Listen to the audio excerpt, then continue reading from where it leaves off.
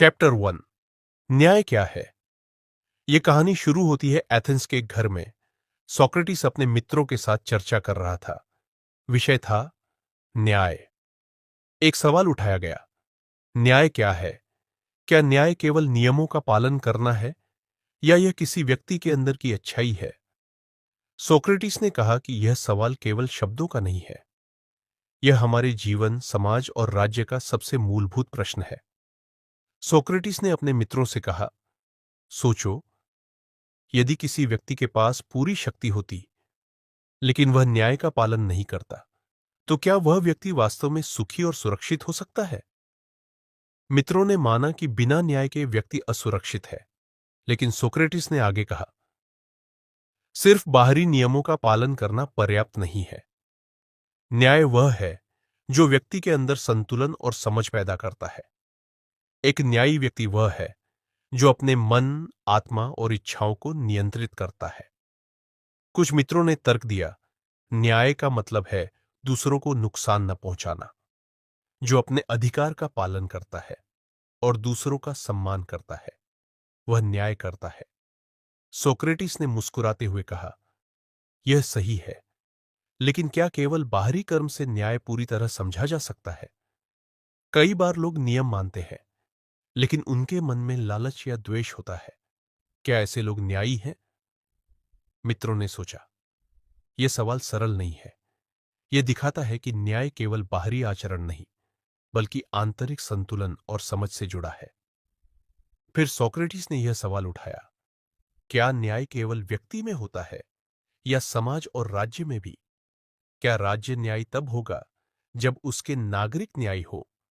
और अगर लोग भ्रष्ट हों और केवल अपने फायदे के लिए काम करें, तो राज्य कैसे न्यायी रह सकता है? यह चर्चा अब व्यक्तिगत न्याय से बढ़कर समाज और राज्य के न्याय की ओर चली गई।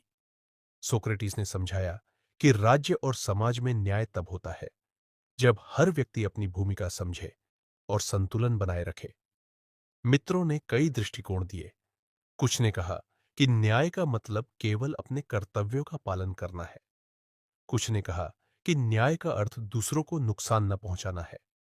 सोक्रेटिस ने जवाब दिया, सिर्फ यह पर्याप्त नहीं है। न्याय का मतलब है हर चीज को उसका उचित स्थान देना, और यह तभी संभव है जब हम अपने मन और आत्मा को नियंत्रित करें। यदि मन और आत्मा में संतुलन है, तो हर कर्म न्याय संगत होगा और समाज भी संतुलित रहेगा।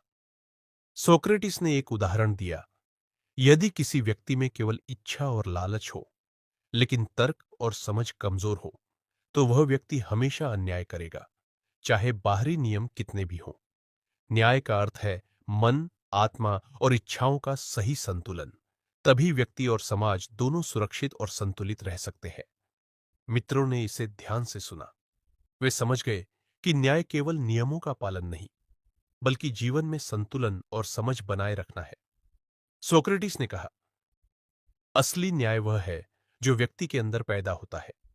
जब व्यक्ति अपने मन, आत्मा और इच्छाओं को नियंत्रित करता है, तो उसके कर्म अपने आप न्याय संगत हो जाते हैं, और यही न्याय समाज और राज्य में दिखाई देता है। यदि नागरिक न्यायी है, तो राज्य न्यायी होगा। यदि व्यक्ति अंदर से भ्रष्ट है, तो कोई भी बाहरी नियम राज्य को न्यायी नहीं बना सकता। मित्रों ने महसूस किया कि न्याय की यह परिभाषा गहरी और सोचने लायक है। यह केवल कानून या नियमों का पालन नहीं, बल्कि मन, आत्मा और समाज का संतुलन है। सोक्रेटिस ने आगे कहा, न्याय केवल एक शब्द या सिद्धांत नहीं है। यह एक प्रक्रिया है, अनुभव है और अभ्यास है। हर व्यक्ति को खुद को समझना होगा, अपनी इच्छाओं और तर्कों में संतुलन बनाना होगा। तभी न्याय वास्तव में समझा जा सकता है। जो व्यक्ति अपने मन और आत्मा में संतुलन बनाए रखता है, वह न केवल अपने लिए बल्कि समाज के लिए भी न्यायी बनता है। मित्रों ने धीरे धीरे समझा कि न्याय केवल बाहरी कर्मों में नहीं, बल्कि हमारे अंदर की समझ और संतुलन में है। चैप्टर 1 का सर यही है, न्याय केवल नियमों या कानूनों का पालन नहीं है। यह एक गहरा विचार है जो हमारे अंदर संतुलन, समझ और अच्छाई पैदा करता है। सोक्रेटिस ने दिखाया कि न्याय का असली मतलब केवल बाहरी कर्मों में नहीं, बल्कि हमारे मन, आत्मा और समाज में संतुलन बनाए रखना है। यही विचार आगे के अध्यायों में आदर्श राज्य, शिक्षा और जीवन के आदर्श के लिए आधार बनेगा। अगले अध्याय में हम देखेंगे कैसे सोक्रेटिस ने आदर्श राज्य की कल्पना की और कैसे प्रत्येक व्यक्ति और वर्ग के बीच न्याय स्थापित करने का तरीका सुझाया। चैप्टर 2, शहर और राज्य का निर्माण। सोक्रेटिस ने अपने मित्रों से कहा, यदि हम न्याय को समझना चाहते हैं तो हमें पहले यह देखना होगा कि न्याय केवल व्यक्ति में ही नहीं बल्कि समाज और राज्य में भी कैसे काम करता है। व्यक्ति और राज्य अलग नहीं है। जैसे शरीर के अंग मिलकर काम करते हैं, वैसे ही समाज के लोग मिलकर न्याय और व्यवस्था बनाए रखते हैं। उन्होंने आगे कहा, राज्य का निर्माण केवल जमीन, भवन या कानून से नहीं होता। यह हर व्यक्ति की समझ, व्यवहार और जिम्मेदारी से बनता है। यदि नागरिक अपने काम और कर्तव्यों को समझते हैं तो राज्य में संतुलन और शांति बनी रहती है। यदि लोग केवल अपने फायदे के पीछे दौड़े और अपने कर्तव्यों को न समझें तो राज्य अव्यवस्था और संघर्ष का शिकार हो जाएगा। सोक्रेटिस ने उदाहरण दिया, एक राज्य में 3 मुख्य वर्ग होते हैं, निर्माता, संरक्षक और शासक। निर्माता वे लोग हैं जो अनाज, कपड़े, घर और जीवन की अन्य आवश्यक चीजें तैयार करते हैं। संरक्षक वे हैं जो राज्य की सुरक्षा और रक्षा करते हैं। और शासक वे हैं जो ज्ञान, अनुभव और न्याय के आधार पर राज्य का नेतृत्व करते हैं। यदि हर वर्ग अपने कर्तव्यों में निष्पक्ष और संतुलित होगा तो राज्य में स्थिरता और न्याय कायम रहेगा। मित्रों ने पूछा, यदि किसी वर्ग के लोग अपने कर्तव्यों में अच्छे नहीं हैं तो क्या होगा? सोक्रेटिस ने जवाब दिया, यदि कोई वर्ग अपने कर्तव्यों को नहीं निभाता तो राज्य का संतुलन टूट जाएगा। न्याय केवल नियमों का पालन करना नहीं है। न्याय हर वर्ग और व्यक्ति के कार्यों में संतुलन और निष्पक्षता बनाए रखना है। सोक्रेटिस ने शिक्षा के महत्व पर जोर दिया। राज्य में बच्चों को बचपन से ही ज्ञान दिया जाना चाहिए। सिर्फ किताबों से पढ़ाई ही पर्याप्त नहीं है। उन्हें सही और गलत का फर्क, नैतिकता और जिम्मेदारी समझानी होगी। इससे नागरिक समझेंगे कि उनके कर्तव्य क्या है और वे अपने काम में न्याय और निष्ठा बनाए रखेंगे। शिक्षा समाज को स्थिर और न्यायपूर्ण बनाने की कुंजी है।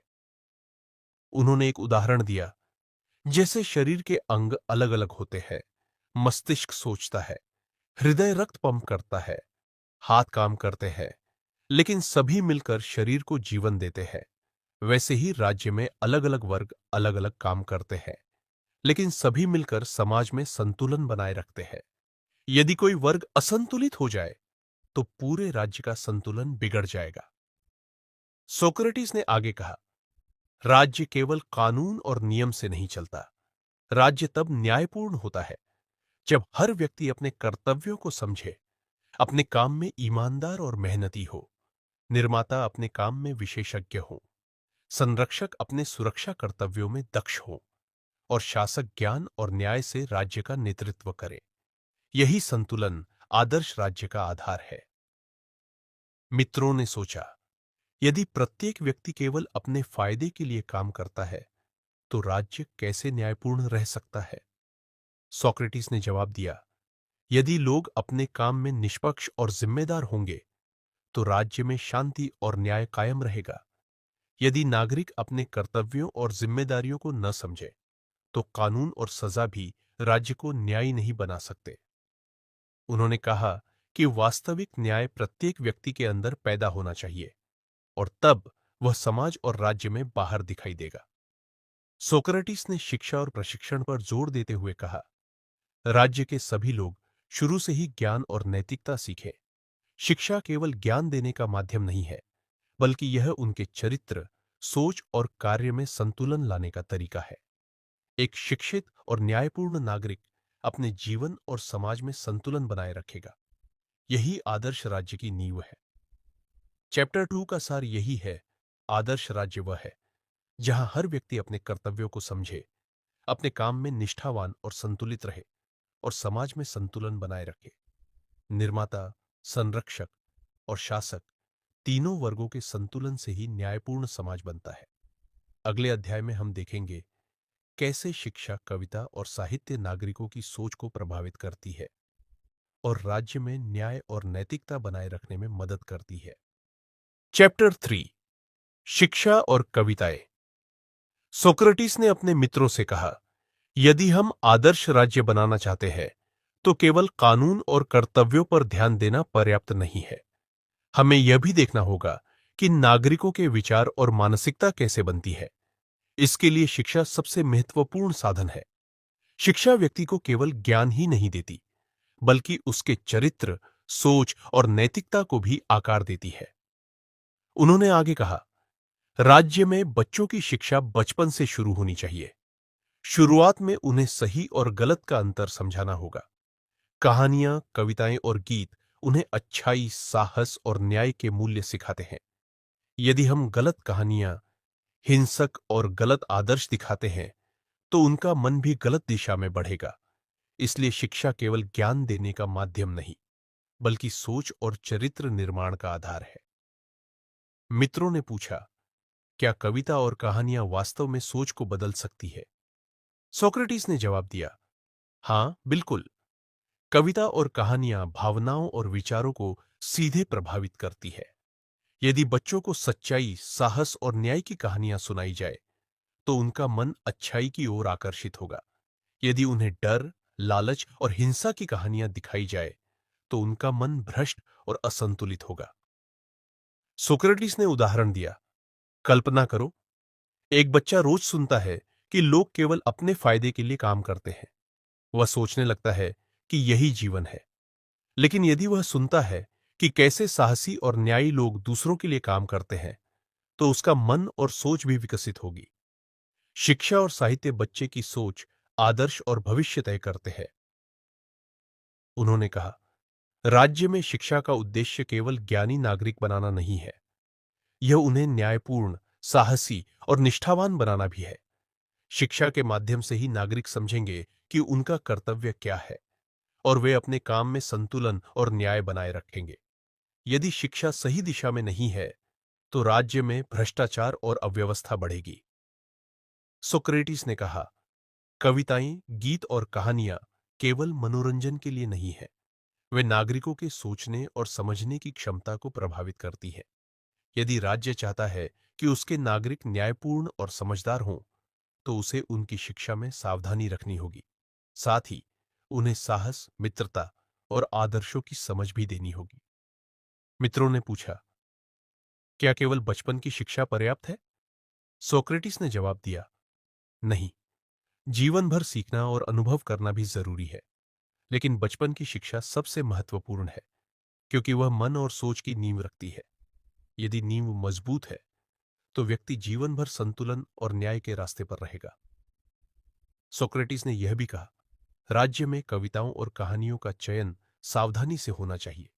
कुछ विषय जैसे हिंसा, बेईमानी और भय बच्चों और नागरिकों के मन को बिगाड़ सकते हैं। अच्छी और शिक्षाप्रद कहानियां उनके मन को नैतिकता और न्याय की ओर ले जाती है। इसलिए शिक्षा और साहित्य दोनों राज्य के न्याय और संतुलन के लिए बेहद महत्वपूर्ण है। चैप्टर 3 का सार यही है, राज्य में शिक्षा और साहित्य केवल ज्ञान देने का माध्यम नहीं, बल्कि नागरिकों के विचार, आदर्श और नैतिकता बनाने का तरीका है। यदि बच्चों और नागरिकों को सही मूल्य और आदर्श सिखाए जाए तो राज्य में न्याय, संतुलन और स्थिरता बनी रहती है। अगले अध्याय में हम देखेंगे कैसे आदर्श राज्य में वर्ग और कर्तव्य न्याय के लिए महत्वपूर्ण है और प्रत्येक व्यक्ति को अपने कर्तव्यों के अनुसार काम करना चाहिए। चैप्टर 4, आदर्श राज्य में वर्ग और कर्तव्य। सोक्रेटिस ने कहा, यदि हम न्याय और आदर्श राज्य को पूरी तरह समझना चाहते हैं तो हमें यह देखना होगा कि राज्य के भीतर अलग अलग वर्ग कैसे काम करते हैं। राज्य केवल एक व्यक्ति या समूह का नहीं होता, यह सभी नागरिकों के योगदान, जिम्मेदारी और समझ का परिणाम होता है। जैसे शरीर के अलग अलग अंग मिलकर काम करते हैं, वैसे ही राज्य में नागरिक और वर्ग मिलकर न्याय और संतुलन बनाए रखते हैं। उन्होंने आगे समझाया, आदर्श राज्य में मुख्य रूप से 3 वर्ग होंगे: निर्माता, संरक्षक और शासक। निर्माता वे लोग हैं जो समाज की सभी दैनिक आवश्यकताएं पूरी करते हैं। वे अनाज उगाते हैं, वस्त्र और भवन तैयार करते हैं, साथ ही समाज के हर नागरिक की भौतिक जरूरतों को पूरा करते हैं। संरक्षक वे लोग हैं जो राज्य की रक्षा करते हैं, जैसे सेना, प्रहरी और सुरक्षाकर्मी। वे नागरिकों की सुरक्षा सुनिश्चित करते हैं और राज्य में शांति बनाए रखते हैं। और शासक वे लोग हैं जिनके पास ज्ञान, अनुभव और न्याय की समझ होती है, जो राज्य का नेतृत्व करते हैं और निर्णय लेते हैं। यदि हर वर्ग अपने कर्तव्यों में निष्पक्ष और संतुलित होगा, तो राज्य में स्थिरता और न्याय कायम रहेगा। मित्रों ने पूछा, यदि किसी वर्ग के लोग अपने कर्तव्यों में अच्छे नहीं हैं, तो क्या होगा? सोक्रेटिस ने जवाब दिया, यदि निर्माता लालची हों, तो वे दूसरों का अधिकार छीनेंगे। यदि संरक्षक कमजोर या डरपोक हों, तो राज्य की सुरक्षा खतरे में होगी। यदि शासक न्याय और ज्ञान से रहित हो, तो राज्य भ्रष्ट और अस्थिर बन जाएगा। इसलिए प्रत्येक वर्ग का न्यायपूर्ण और संतुलित होना आवश्यक है। हर वर्ग को अपने काम में ईमानदारी और मेहनत दिखानी होगी। यही संतुलन राज्य और नागरिक दोनों को न्यायपूर्ण बनाए रखेगा। सोक्रेटिस ने यह भी बताया, राज्य में न्याय का अर्थ केवल नियमों का पालन करना नहीं है। न्याय यह है कि हर वर्ग और नागरिक अपने काम में निष्पक्ष और संतुलित हो। यदि निर्माता अपने काम में कुशल और ईमानदार है, संरक्षक अपने कर्तव्यों में साहसी और अनुशासित है, और शासक ज्ञान और न्याय से निर्णय लेते हैं, तो राज्य में संतुलन और स्थिरता बनी रहेगी। यदि कोई वर्ग असंतुलित या भ्रष्ट हो जाता है, तो राज्य का न्याय और व्यवस्था खतरे में पड़ जाती है। सोक्रेटिस ने उदाहरण देकर समझाया, जैसे शरीर में हृदय, मस्तिष्क, हाथ और पैर अलग अलग काम करते हैं, लेकिन सभी मिलकर शरीर को जीवन और संतुलन देते हैं। यदि कोई अंग काम नहीं करेगा या कमजोर होगा, तो पूरा शरीर प्रभावित होगा। वैसे ही राज्य में प्रत्येक वर्ग का काम महत्वपूर्ण है। निर्माता, संरक्षक और शासक तीनों का संतुलन राज्य को स्थिर और न्यायपूर्ण बनाता है। यदि कोई वर्ग असंतुलित है, तो राज्य में अव्यवस्था और संघर्ष बढ़ेगा। मित्रों ने पूछा, क्या प्रत्येक व्यक्ति के अंदर भी ऐसे वर्ग होते हैं? सोक्रेटिस ने उत्तर दिया, हां, प्रत्येक व्यक्ति की आत्मा में 3 मुख्य भाग होते हैं: तर्कशील, उत्साही और इच्छा शक्ति। तर्कशील भाग सोचता और निर्णय लेता है। उत्साही भाग साहस और ऊर्जा देता है। इच्छा शक्ति भाग इच्छाओं और भौतिक आवश्यकताओं को नियंत्रित करता है। यदि इन तीनों भागों में संतुलन है, तो व्यक्ति न्यायपूर्ण है। यदि कोई भाग कमजोर या असंतुलित है, तो व्यक्ति अन्याय करेगा। व्यक्ति और राज्य दोनों के बीच यही समानता है, संतुलन ही न्याय है। सोक्रेटिस ने आगे कहा, राज्य और व्यक्ति में संतुलन बनाए रखना आवश्यक है। निर्माता, संरक्षक और शासक तीनों वर्गों को अपने कर्तव्यों और जिम्मेदारियों में न्याय बनाए रखना होगा।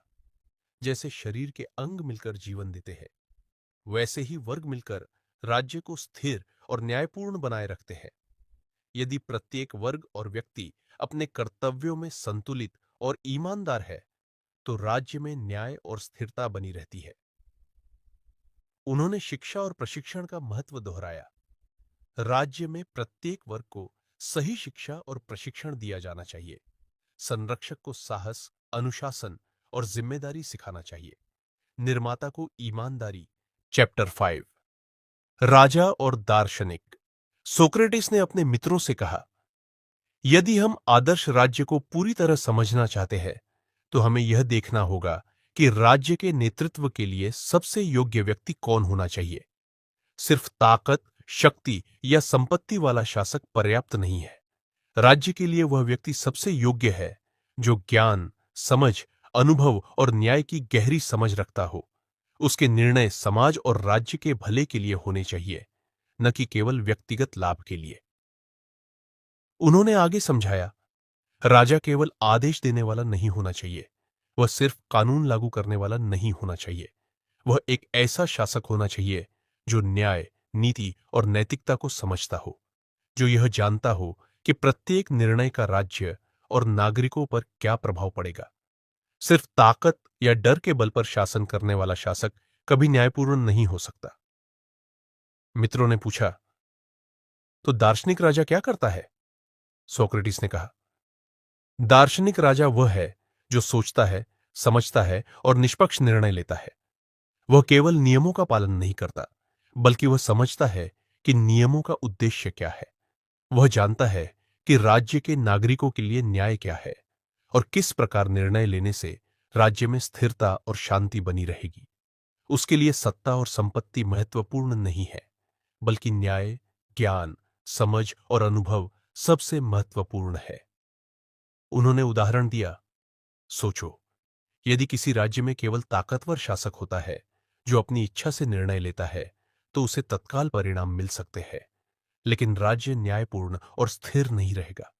वह नागरिकों के हित को नहीं देखेगा, बल्कि केवल अपने फायदे और स्वार्थ को देखेगा। लेकिन दार्शनिक राजा ऐसा नहीं करता। वह सोचता है, परखता है और निष्पक्ष निर्णय लेता है। वह सभी वर्गों, निर्माता, संरक्षक और नागरिकों के हितों को ध्यान में रखता है। सोक्रेटिस ने आगे कहा, राजा के बिना राज्य अधूरा है। यदि राज्य में ज्ञान और न्याय से युक्त शासक नहीं है, तो सभी वर्गों का संतुलन टूट सकता है। निर्माता लालची हो सकते हैं, संरक्षक कमजोर या डरपोक हो सकते हैं, और अन्य नागरिकों में अव्यवस्था फैल सकती है। इसलिए दार्शनिक राजा ही वह व्यक्ति है जो राज्य को स्थिर, सुरक्षित और न्यायपूर्ण बनाए रखता है। मित्रों ने पूछा, क्या दार्शनिक राजा हमेशा सही निर्णय ले सकता है? सोक्रेटिस ने उत्तर दिया, नहीं, लेकिन वह हमेशा ज्ञान, अनुभव और न्याय के आधार पर निर्णय लेता है। उसके निर्णय केवल नियमों और कानूनों तक सीमित नहीं होते। वह सोचता है कि प्रत्येक निर्णय का नागरिकों और राज्य पर क्या असर पड़ेगा। वह केवल स्वार्थ या भय के कारण निर्णय नहीं करता। इस प्रकार उसका शासन न्यायपूर्ण और स्थिर होता है। सोक्रेटिस ने शिक्षा का महत्व दोहराया। एक दार्शनिक राजा तभी बन सकता है जब उसे बचपन से सही शिक्षा और अनुभव मिले।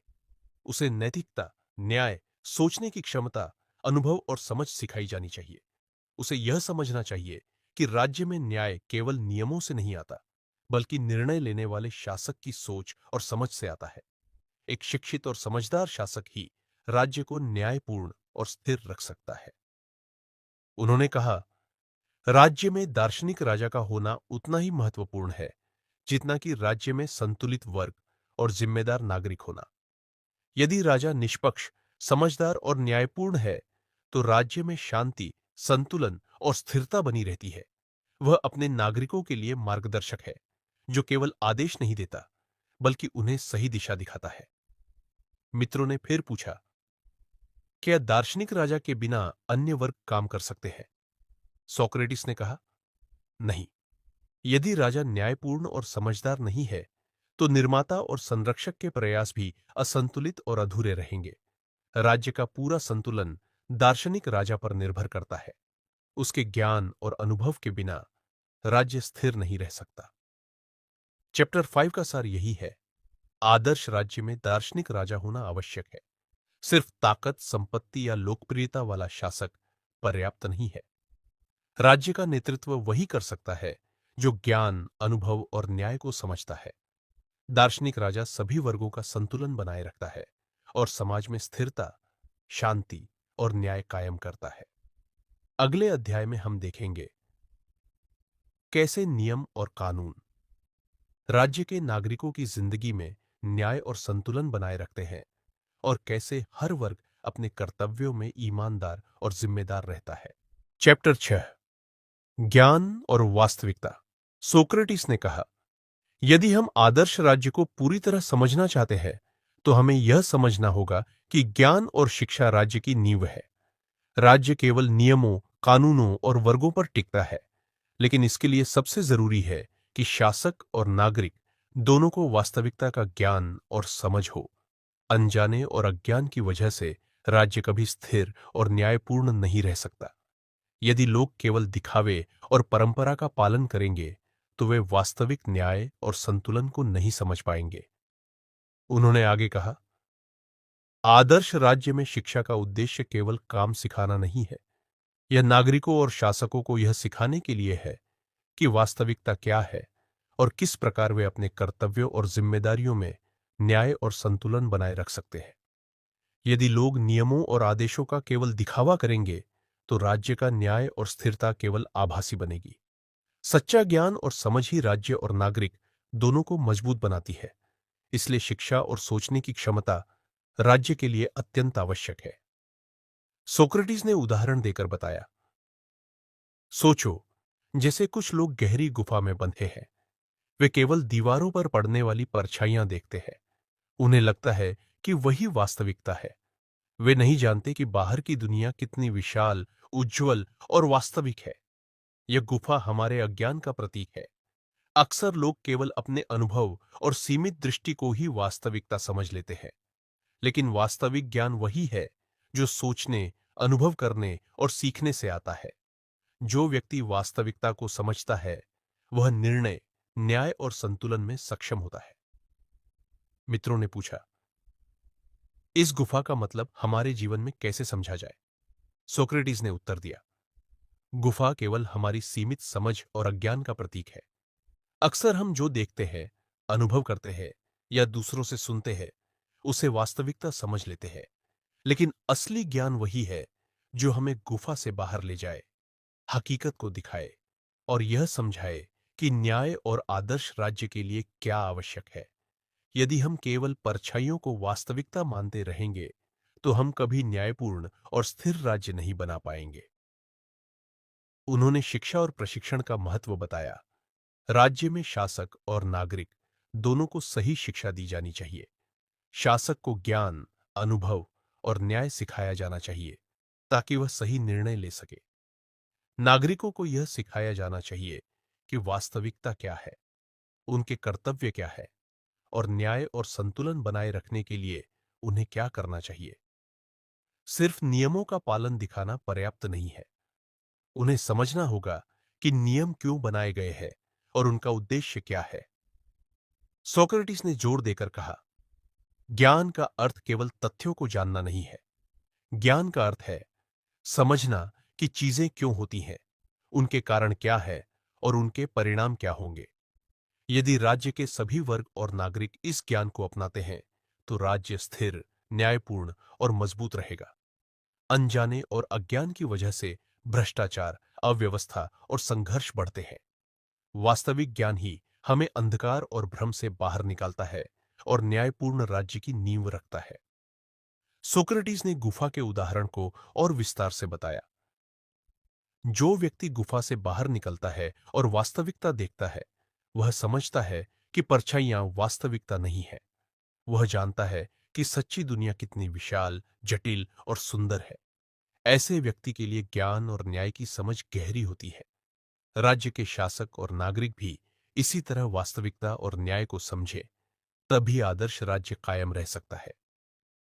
उन्होंने कहा, आदर्श राज्य में शिक्षा और ज्ञान केवल शासक तक सीमित नहीं होने चाहिए। हर नागरिक को भी अपने कर्तव्यों और समाज के प्रति जिम्मेदारी समझनी चाहिए। ज्ञान ही उन्हें अपने काम में न्यायपूर्ण और संतुलित बनाता है।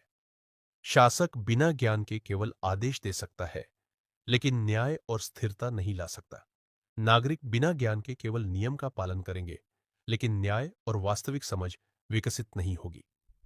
सोक्रेटिस ने कहा, राज्य में न्याय, स्थिरता और संतुलन के लिए ज्ञान, शिक्षा और वास्तविकता की समझ अत्यंत आवश्यक है। नियम और कानून केवल आधार है। वास्तविक न्याय और स्थिरता उस समझ और सोच से आती है जो शासक और नागरिक दोनों में हो। जब प्रत्येक वर्ग और नागरिक ज्ञान और वास्तविकता को अपनाता है, तो राज्य मजबूत, सुरक्षित और न्यायपूर्ण रहता है। चैप्टर 6 का सार यही है, आदर्श राज्य में केवल नियम और कानून पर्याप्त नहीं है। ज्ञान, शिक्षा और वास्तविकता की समझ हर वर्ग और नागरिक के लिए आवश्यक है। सच्चा ज्ञान अज्ञान और भ्रम से बाहर निकलने की चाबी है। शासक और नागरिकों को यह शिक्षा दी जानी चाहिए ताकि वे न्यायपूर्ण और स्थिर राज्य बनाए रख सके। चैप्टर 7, प्रेम और आत्मा। सोक्रेटिस ने कहा, यदि हम आदर्श राज्य और आदर्श व्यक्ति को पूरी तरह समझना चाहते हैं, तो हमें यह देखना होगा कि प्रत्येक व्यक्ति की आत्मा किस प्रकार काम करती है। राज्य और व्यक्ति का संबंध बहुत गहरा है। जैसा व्यक्ति सोचता है, महसूस करता है और निर्णय लेता है, वैसा ही राज्य में न्याय, संतुलन और स्थिरता दिखाई देगा। इसलिए आत्मा की प्रकृति को समझना अत्यंत आवश्यक है। उन्होंने आगे कहा, आत्मा के 3 मुख्य भाग होते हैं। पहला है तर्कशील भाग। यह वह हिस्सा है जो सोचता है, समझता है, तुलना करता है और निर्णय लेता है। दूसरा है उत्साही भाग। यह साहस, ऊर्जा, जुनून और भावना का प्रतिनिधित्व करता है। तीसरा है इच्छा शक्ति का भाग। यह हमारी इच्छाओं, जरूरतों, वासनाओं और लालसाओं को नियंत्रित करता है।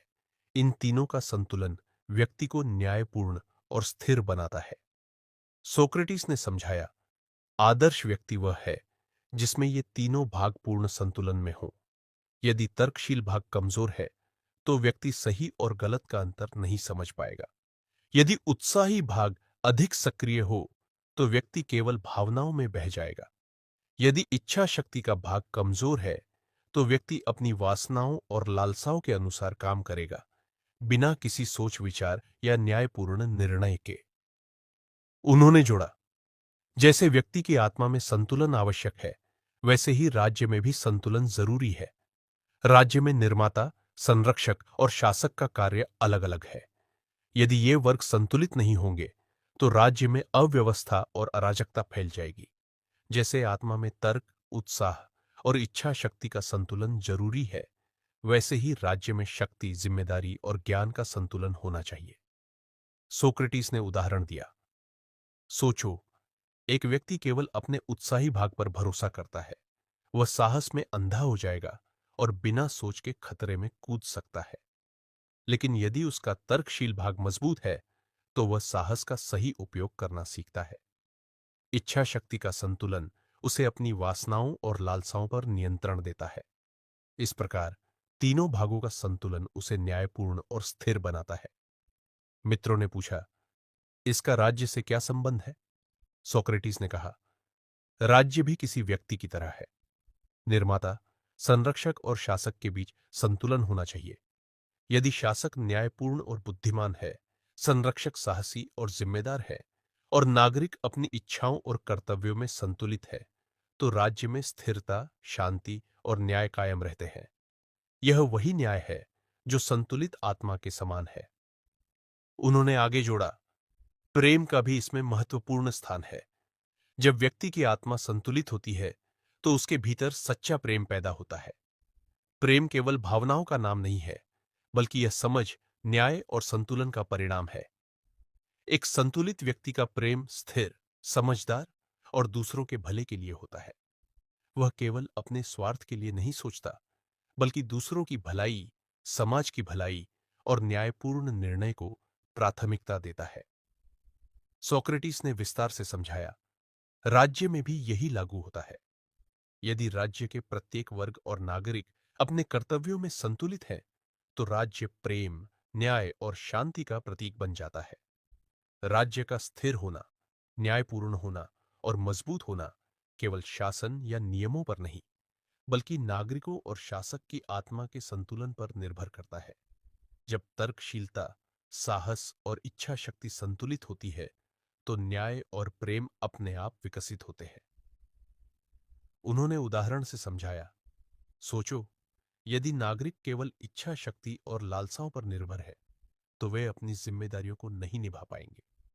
यदि शासक केवल उत्साही और भावनात्मक निर्णय लेता है, तो राज्य में स्थिरता नहीं रहेगी।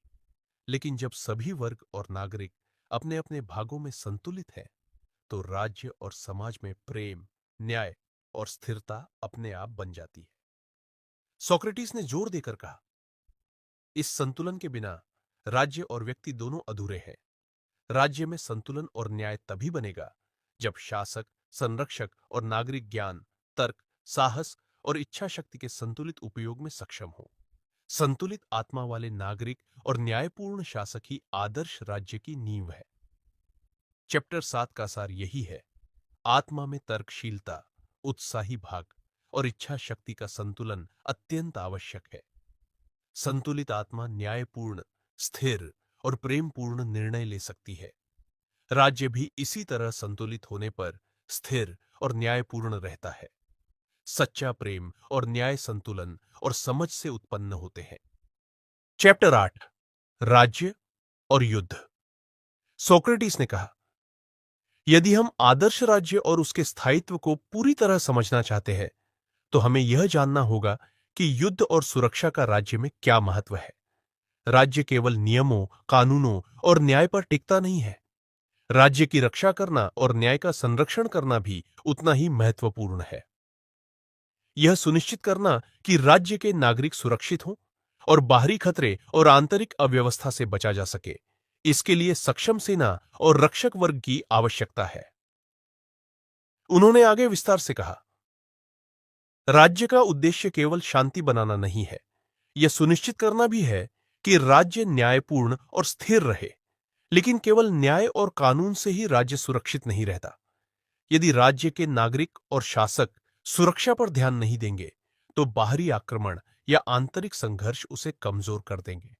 इसलिए राज्य की रक्षा और न्याय के संरक्षण में सेना और संरक्षक वर्ग की भूमिका अत्यंत महत्वपूर्ण है। वे न केवल युद्ध में लड़ते हैं, बल्कि नागरिकों की सुरक्षा और नियमों का पालन सुनिश्चित करते हैं। सोक्रेटिस ने उदाहरण देकर समझाया, राज्य में रक्षक वर्ग का काम केवल शारीरिक रूप से लड़ना नहीं है, उनका कार्य न्याय और कानून की रक्षा करना भी है। वे नागरिकों की सुरक्षा करते हैं, राज्य के नियमों का पालन कराते हैं और किसी भी अव्यवस्था या अन्याय को रोकते हैं। वे साहस, अनुशासन और न्याय के प्रतीक होते हैं। यदि वे अपने कर्तव्यों में ईमानदार और निष्ठावान हैं, तो राज्य सुरक्षित, न्यायपूर्ण और मजबूत रहता है। उन्होंने और विस्तार से बताया, सोचो, यदि रक्षक वर्ग केवल शक्ति और हिंसा का उपयोग करता है, तो राज्य में डर और अन्याय फैल जाएगा। लेकिन यदि उनका उद्देश्य केवल न्याय, सुरक्षा और संतुलन बनाए रखना है, तो राज्य सुरक्षित, स्थिर और न्यायपूर्ण रहेगा। शक्ति का उपयोग केवल सुरक्षा और न्याय के लिए होना चाहिए, स्वार्थ या लालसा के लिए नहीं। इससे न केवल राज्य मजबूत होता है, बल्कि नागरिकों का विश्वास और समाज में संतुलन भी बनता है। सोक्रेटिस ने और जोड़ते हुए कहा, आदर्श राज्य में सेना का प्रशिक्षण केवल शारीरिक कौशल तक सीमित नहीं होना चाहिए। सैनिकों और संरक्षक वर्ग को न्याय, नैतिकता और राज्य की भलाई का ज्ञान होना चाहिए। यदि सैनिक केवल युद्ध कला में पारंगत है, लेकिन न्याय और संतुलन नहीं समझते, तो वे राज्य की रक्षा करने के बजाय नुकसान पहुंचा सकते हैं। इसलिए प्रशिक्षण में शारीरिक कौशल के साथ साथ शिक्षा, सोचने की क्षमता और नैतिक समझ भी शामिल होनी चाहिए। मित्रों ने पूछा, क्या युद्ध के समय नागरिकों को भी इसमें भाग लेना चाहिए? सोक्रेटिस ने उत्तर दिया, सभी नागरिक युद्ध में शामिल नहीं होते, लेकिन प्रत्येक नागरिक को यह समझना चाहिए कि राज्य की सुरक्षा उनके अपने भले और न्यायपूर्ण समाज के लिए आवश्यक है। वे शासक और संरक्षक वर्ग के निर्णयों का समर्थन करें, उनकी सहायता करें और नियमों का पालन करके राज्य की स्थिरता बनाए रखें। इस प्रकार युद्ध और सुरक्षा केवल सेना का काम नहीं, बल्कि पूरे राज्य की जिम्मेदारी है। सोक्रेटिस ने विस्तार से बताया, राज्य और युद्ध का संबंध केवल लड़ाई तक सीमित नहीं है, यह न्याय और स्थिरता का संरक्षण भी है। यदि राज्य न्यायपूर्ण और संतुलित है, तो वह अपने नागरिकों को सुरक्षित, स्वतंत्र और न्यायपूर्ण वातावरण में रख सकता है। इसलिए आदर्श राज्य में सेना और रक्षक वर्ग का प्रशिक्षण, ज्ञान, नैतिकता और न्याय की समझ होना आवश्यक है। शक्ति और साहस केवल सही दिशा में उपयोग होने पर ही राज्य को मजबूत बनाते हैं। उन्होंने ध्यान दिलाया, युद्ध केवल बाहरी खतरों के खिलाफ ही नहीं होता, आंतरिक संघर्ष, अपराध, भ्रष्टाचार और अन्याय से भी लड़ना आवश्यक है। राज्य की सुरक्षा का अर्थ केवल लड़ाई नहीं है, बल्कि नागरिकों के अधिकारों और न्याय की रक्षा करना भी है। यदि सुरक्षा और न्याय का संतुलन बना रहेगा, तो राज्य स्थिर और शक्तिशाली रहेगा और नागरिकों का विश्वास बढ़ेगा। सोक्रेटिस ने जोड़ते हुए कहा, राज्य में आदर्श रक्षक वर्ग और सेना केवल साहस और शक्ति का प्रतिनिधित्व नहीं करते, वे ज्ञान, नैतिकता, न्याय और प्रशिक्षण में भी सक्षम होने चाहिए। उनका कार्य केवल लड़ना नहीं, बल्कि राज्य के नियमों, कानून और न्याय का पालन सुनिश्चित करना है। इस संतुलन के बिना राज्य कभी स्थिर और सुरक्षित नहीं रह सकता। चैप्टर 9, राज्य की गिरावट। सोक्रेटिस ने कहा, यदि हम आदर्श राज्य और उसके नियमों को समझना चाहते हैं, तो हमें यह भी समझना होगा कि राज्य क्यों और कैसे गिरता है। राज्य केवल नियम, कानून और न्याय पर टिकता नहीं है। यदि संतुलन, शिक्षा और नैतिकता खो जाती है, तो राज्य धीरे धीरे भ्रष्टाचार और असंतुलन की ओर बढ़ता है। उन्होंने आगे कहा, राज्य की गिरावट कई कारणों से होती है। सबसे पहला कारण है असंतुलन।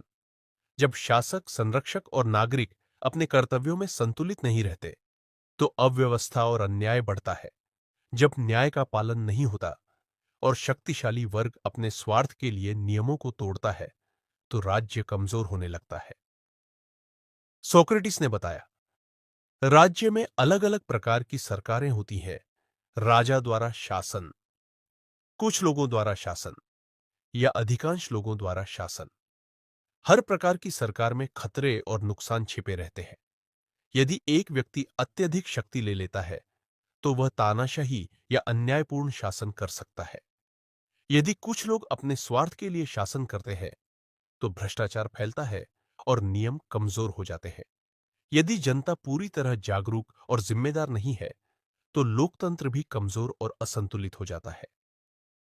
उन्होंने उदाहरण देकर समझाया, सोचो, एक राज्य में शासक न्याय और नैतिकता से दूर है।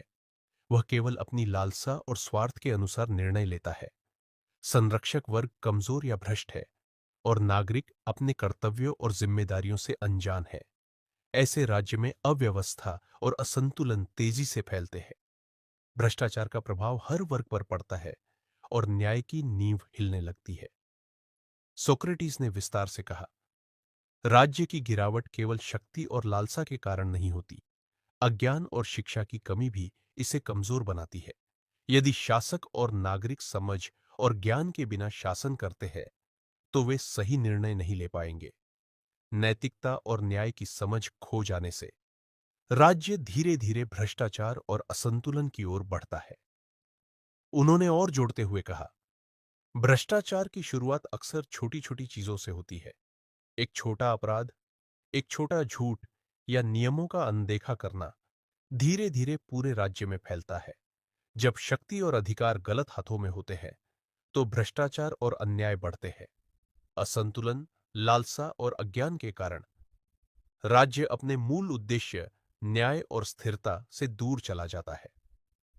मित्रों ने पूछा, क्या यह गिरावट हमेशा रोक नहीं जा सकती? सोक्रेटिस ने उत्तर दिया, सही शिक्षा, प्रशिक्षण और नेतृत्व के बिना यह मुश्किल है। यदि शासक, संरक्षक और नागरिक अपने कर्तव्यों और नैतिकता के प्रति जागरूक रहे, तो गिरावट को रोका जा सकता है।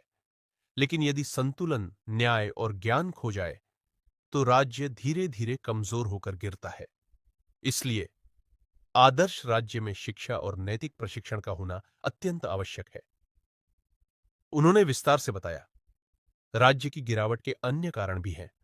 भ्रष्ट नेताओं का होना, सत्ता की लालसा, जनता की अज्ञानता और नियमों का पालन न करना। जब ये सभी तत्व मिलकर कार्य करते हैं, तो राज्य में असंतुलन, अव्यवस्था और अन्याय फैलते हैं। राज्य के गिरने का सबसे बड़ा संकेत है न्याय की कमी, भ्रष्टाचार की बढ़ोतरी और नागरिकों का असंतोष। सोक्रेटिस ने जोर देकर कहा, राज्य की गिरावट का मूल कारण असंतुलन, भ्रष्टाचार और अज्ञान है। अलग अलग प्रकार की सरकारों में जोखिम छिपे रहते हैं, लेकिन संतुलन, शिक्षा और नैतिकता से राज्य को मजबूत रखा जा सकता है। यदि ये तत्व खो जाए, तो राज्य धीरे धीरे गिरता है और न्याय की नींव हिल जाती है। चैप्टर 10, न्याय और आदर्श जीवन का दर्शन। सोक्रेटिस ने कहा, यदि हम आदर्श राज्य को पूरी तरह समझना चाहते हैं, तो हमें यह सोचना होगा कि न्याय और आदर्श जीवन वास्तव में क्या है। राज्य केवल कानून और नियमों का संग्रह नहीं है। राज्य का असली आधार न्याय, संतुलन और प्रत्येक व्यक्ति की समझ और जिम्मेदारी है। जब राज्य के प्रत्येक व्यक्ति की आत्मा संतुलित होती है, तभी राज्य स्थिर, मजबूत और न्यायपूर्ण बनता है। सिर्फ नियमों या कानूनों से न्याय स्थापित नहीं हो सकता, बल्कि इसके लिए हर व्यक्ति की समझ, नैतिकता और ज्ञान आवश्यक है। उन्होंने आगे कहा, न्याय केवल नियमों का पालन करना नहीं है, यह हर व्यक्ति के अपने कर्तव्यों, क्षमताओं और जिम्मेदारियों का संतुलन है। यदि हर व्यक्ति अपने हिस्से का काम निष्ठा और ईमानदारी से करता है, तो राज्य अपने आप न्यायपूर्ण बन जाता है। न्याय केवल बाहरी नियंत्रण, दंड या शक्ति से नहीं आता, बल्कि यह आंतरिक समझ और नैतिकता से उत्पन्न होता है। जिस तरह एक संतुलित आत्मा सही निर्णय ले सकती है, वैसे ही संतुलित नागरिक और शासक न्यायपूर्ण निर्णय लेते हैं। सोक्रेट्स ने विस्तार से समझाया, आदर्श राज्य में प्रत्येक वर्ग, शासक, संरक्षक और निर्माता अपने कर्तव्यों में पूर्ण निष्ठावान होता है। शासक ज्ञान और अनुभव के आधार पर निर्णय लेते हैं। संरक्षक राज्य की सुरक्षा और कानून का पालन सुनिश्चित करते हैं। निर्माता समाज की आवश्यक वस्तुएं और सेवाएं प्रदान करते हैं। यदि ये सभी वर्ग अपने हिस्से का काम पूरी निष्ठा, समझ और न्याय के साथ करते हैं, तो राज्य में न्याय और संतुलन स्वतः स्थापित होता है। राज्य की स्थिरता और शक्ति इसी संतुलन पर निर्भर करती है। उन्होंने आगे जोड़ा, न्याय और आदर्श जीवन केवल राज्य तक सीमित नहीं है, व्यक्ति के जीवन में भी न्याय और संतुलन उतना ही महत्वपूर्ण है। आदर्श जीवन वह है जिसमें व्यक्ति अपने तर्कशील, उत्साही और इच्छा शक्ति के भाग को संतुलित रखता है। यदि व्यक्ति अपने ज्ञान, साहस और इच्छाओं में संतुलित है, तो वह अपने जीवन में न्याय और स्थिरता बनाए रख सकता है। संतुलित आत्मा से व्यक्ति न केवल सही निर्णय ले सकता है, बल्कि वह दूसरों के साथ न्यायपूर्ण व्यवहार भी करता है। इस प्रकार न्याय और आदर्श जीवन एक दूसरे से गहराई से जुड़े हुए हैं। मित्रों ने पूछा, कैसे हम ये सुनिश्चित कर सकते हैं कि प्रत्येक व्यक्ति संतुलित और न्यायपूर्ण बने? सोक्रेटिस ने उत्तर दिया, शिक्षा, प्रशिक्षण और नैतिक मार्गदर्शन के माध्यम से। व्यक्ति को अपने ज्ञान, साहस और इच्छा शक्ति के संतुलन का महत्व समझना चाहिए। शासक, संरक्षक और नागरिक सभी को अपने कर्तव्यों और जिम्मेदारियों का ज्ञान होना चाहिए। यदि हर व्यक्ति अपने कर्तव्यों में निष्ठावान और जिम्मेदार है, तो राज्य स्थिर और न्यायपूर्ण रहेगा। सोक्रेटिस ने उदाहरण देकर समझाया, सोचो, एक व्यक्ति केवल इच्छा शक्ति और लालसाओं का पालन करता है। वह अपने स्वार्थ के अनुसार कार्य करेगा और अन्याय करेगा। लेकिन यदि वह अपने तर्कशील और उत्साही भाग को संतुलित करता है, तो वह समझदारी से निर्णय लेगा और न्यायपूर्ण कार्य करेगा। इसी संतुलन के माध्यम से व्यक्ति अपने जीवन को आदर्श और स्थिर बना सकता है। वह न केवल स्वयं के लिए सही निर्णय लेता है, बल्कि समाज और राज्य के लिए भी न्याय सुनिश्चित करता है। उन्होंने आगे विस्तार से कहा, राज्य में भी यही लागू होता है। यदि राज्य के प्रत्येक वर्ग और नागरिक अपने कर्तव्यों और जिम्मेदारियों में संतुलित और निष्ठावान है, तो राज्य न्यायपूर्ण और स्थिर रहेगा। राज्य का उद्देश्य केवल शक्ति, आदेश या नियंत्रण नहीं है, बल्कि यह न्याय, भलाई और संतुलन बनाए रखना है। इसलिए आदर्श राज्य और आदर्श जीवन में समानताएं बहुत गहरी हैं। जो व्यक्ति न्याय और संतुलन में सक्षम है, वह अपने राज्य और समाज को भी न्यायपूर्ण और स्थिर बनाए रख सकता है। सोक्रेटिस ने जोर देकर कहा, न्याय का अंतिम उद्देश्य यह है कि सभी नागरिक सुरक्षित, स्वतंत्र और सम्मानित महसूस करें। सभी को अपने कर्तव्यों और अधिकारों का ज्ञान हो और सभी वर्ग संतुलित और जिम्मेदार हो। इस प्रकार न्याय केवल कानून या दंड का परिणाम नहीं है, बल्कि यह समझ, नैतिकता और संतुलन का फल है। संतुलित और न्यायपूर्ण राज्य का मतलब है सभी नागरिकों का भला, स्थिर समाज और सही नेतृत्व। सोक्रेटिस ने अंत में कहा, चैप्टर 10 का सार यही है, आदर्श राज्य और आदर्श जीवन दोनों का आधार न्याय, संतुलन और जिम्मेदारी है। न्याय केवल नियम और कानून नहीं, बल्कि आंतरिक समझ, नैतिकता और संतुलन से उत्पन्न होता है। जब प्रत्येक व्यक्ति अपने ज्ञान, साहस और इच्छा शक्ति का संतुलन बनाए रखता है, तभी राज्य और जीवन दोनों स्थिर, न्यायपूर्ण और आदर्श बनते हैं। यह अंतिम दर्शन हमें यही सिखाता है कि न्याय और आदर्श जीवन की नींव स्वयं व्यक्ति की समझ, जिम्मेदारी और संतुलन में है। इस प्रकार आदर्श राज्य का सपना केवल शासन की संरचना नहीं, बल्कि प्रत्येक नागरिक और शासक की आत्मा में न्याय और संतुलन का निर्माण है। न्याय और आदर्श जीवन ही किसी भी समाज और राज्य की सबसे मजबूत नींव है।